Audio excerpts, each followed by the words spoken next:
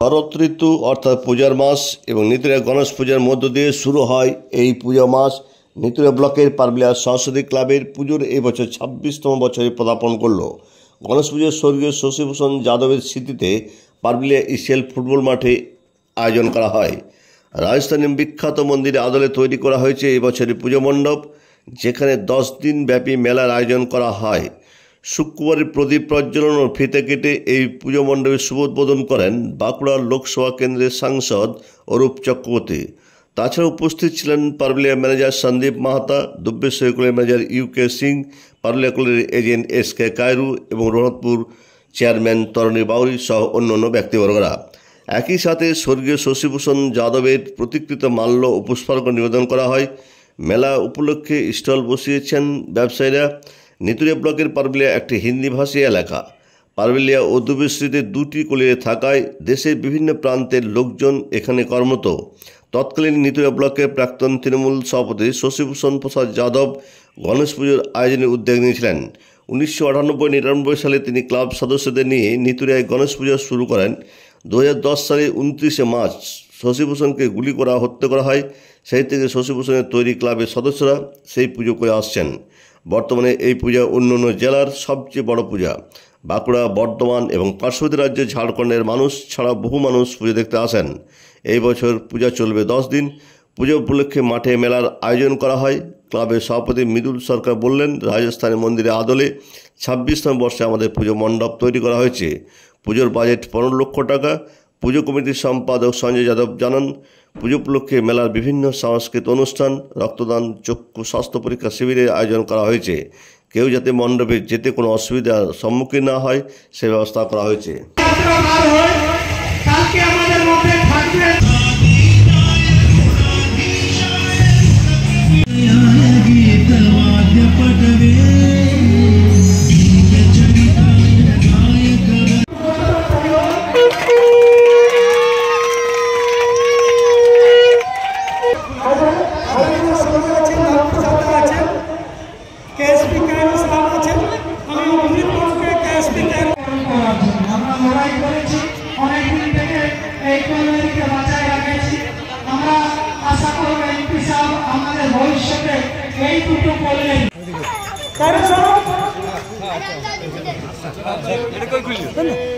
কোন দিকে কেরু স্যার?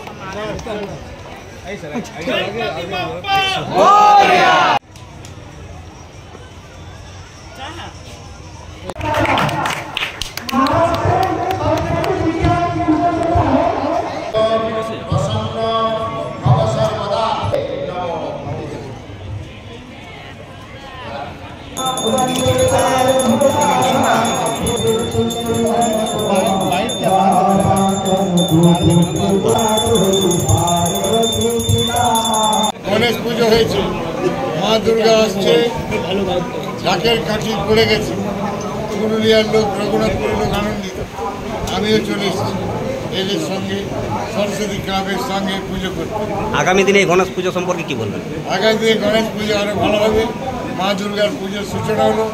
ইয়া দেবী সর্বভূতেষু শক্তিরূপেণ সংস্থিতা নমস্তস্যৈ নমস্তস্যৈ নমস্তস্যৈ নমো নমঃ। বিরাট দুর্গা পূজা হবে। বাংলার মানুষ উৎসাহ উদ্দীপনার মধ্যে থাকবে, আনন্দে ভরপুর হয়ে যাবে। তারা এটাকে আঁকড়ে ধরে আসে, মানে শশীভূষণের